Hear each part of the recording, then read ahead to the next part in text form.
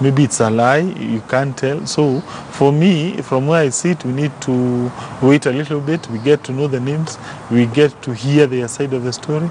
That is how we can be able to make a conclusion as to whether indeed there was corruption or not. But if at all there was, I think that is very unfortunate. As a Senate, we have always been known to be a house of high integrity. Senate has never been involved in any scandal, and therefore it would be quite unfortunate if some of my colleagues would be caught up in such kind of a saga. But from where I sit, I would wait for more details. All right, and maybe Michael Agwanda, anything you'd like to say about that? I don't think it's a surprise to Kenyans. I really don't think. Some of these senators are thieves, I believe. Some of them are corrupt, just like the people who elected them when they were corrupt. Some of them bought their positions, nomination tickets or both. I don't expect anything short of that. We've just seen what has happened in Parliament. We've seen literally people getting as little as 10,000 to shoot down a bill that is in the interest of a common mwananchi, a common farmer, that may not be able to sell their sugar cane for the next 2 years because sugarcane is flooding this country.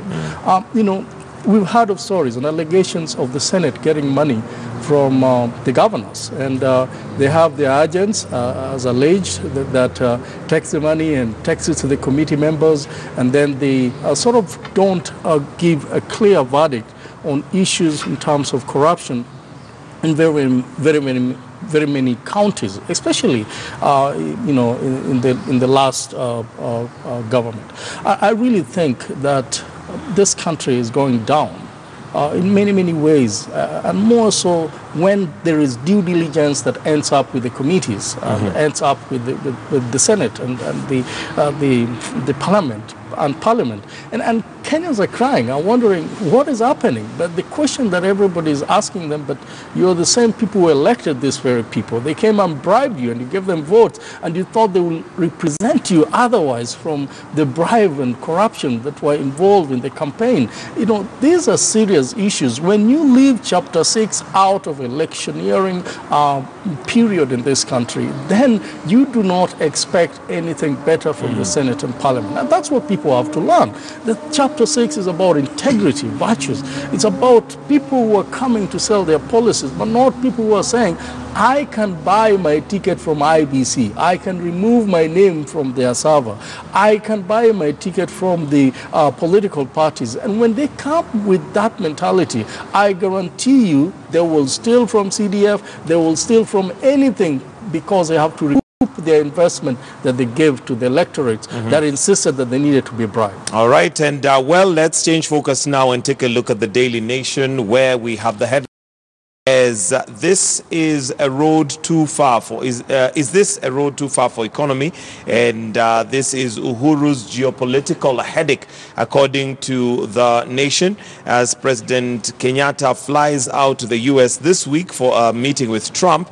It's a smart diplomacy to allow Americans in on the big construction jobs, and they will build a fantastic road, but the price and the debt are a risky gamble for Kenya. So infrastructure, of course, has been one of the biggest agendas for the Jubilee government. However, it has come at a cost, and the worry is that this cost may be soaring to a point where Kenyans may not be paying for a very long time, and whether it is sustainable. Let me start with Senator. Yes.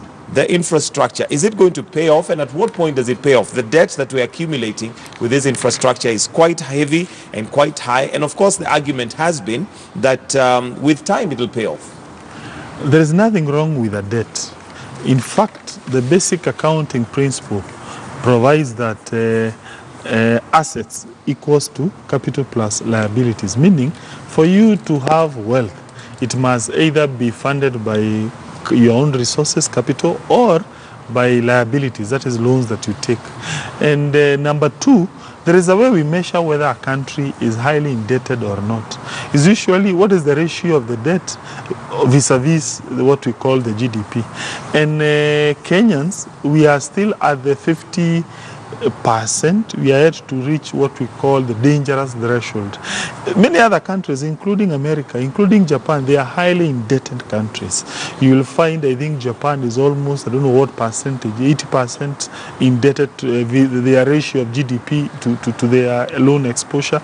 So when you look at the regional debt portfolio, that is Uganda, Rwanda, and other countries, you will see Kenya is not per se a highly indebted country. We still have a way to leverage on our books so that we can get loans and we are able to fund our capital expenditure vote. So therefore, from where I sit, me personally, I support. The only problem I may have from where I sit, one, our investment. Are we going to get the best return on investment? Because at times, investments which are usually highly capital intensive, from where I sit, they need to be diversified. So, and therefore I would propose, if instead of taking that money to fund that corridor, probably we can also think of the other corridor, that is the Lamu-Isiolo corridor that was envisaged by the Kebs government. I think we need probably to put more resources along that corridor so that we are able to open up what we call the northern frontier districts. That is my opinion. But be that as it may, I want to assure Kenyans we are yet to reach that dangerous lubricant. All right, thank you, gentlemen. I think we'll take a break for now and continue after the break right here on KTN News. We are taking a break on KTN Home. The Entrepreneur is going to start in just a bit. So we're going to take that break, but do stay with us. Those of you who'd like to carry on, we are on KTN News. For those on KTN Home, The Entrepreneur begins, and the hashtag that we're running is Morning Express KTN. For now, we take that break. When we come back, let's take a look at the state of the IEBC right here on Morning Express.